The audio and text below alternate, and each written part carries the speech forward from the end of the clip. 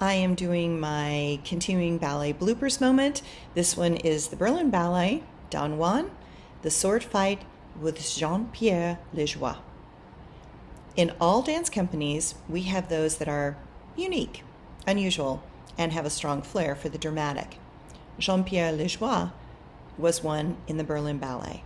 He was a rugged looking guy that was amazing in things such as Maurice Béjar's Symphonie pour un homme seul. He had a face that clearly looked like it had struggled against the forces of evil. He had a very unique look, something of a cross between a boxer and a face that could convey the tortured existence of humanity. I remember him dancing with the principal dancer Heidrun Schwartz in Bolero. They were amazing together. Her tormented temptress whipping the men into a frenzy, and his rustic, wild-eyed, animalistic masculine playing off each other.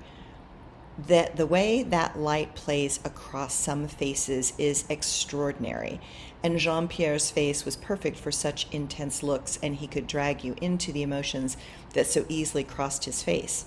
He was a star in the world of theater, and I believe acting as well. He was always seen with some starlet on his arm, and he played the role of the diva well, though not as well as Nureyev. Jean Pierre Liegeois would come and go. I did not know what he was up to when he was gone, but based on his personality, I would expect he was guesting with other companies, doing plays or films. He seemed to appear and disappear consistently. There were many principals in the Berlin Ballet that did just that: Galina and Valery Panov, Michael Tiet, and Reda Sheda. We were doing a very modern German version of Don Juan, and in it, the women and men were doing sword fighting with real swords.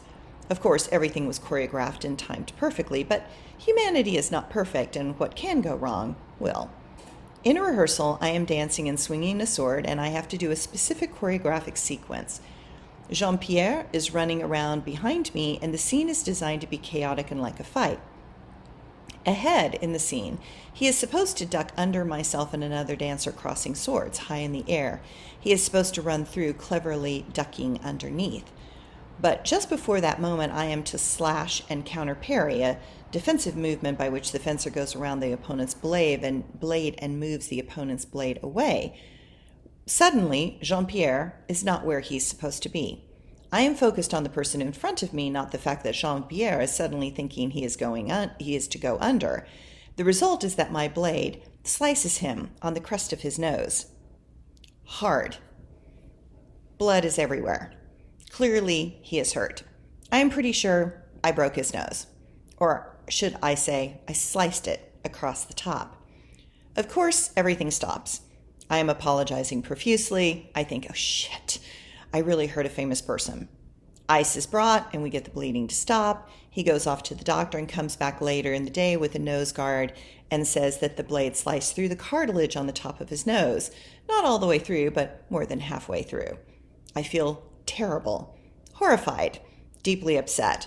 I apologize again, and he smiles and says, "It's okay," and brushes it off. It seems like a big deal to me, but I don't want to overreact because the show must go on. Fortunately, that does not happen again, and I am much more aware of where he is in every moment from that point on.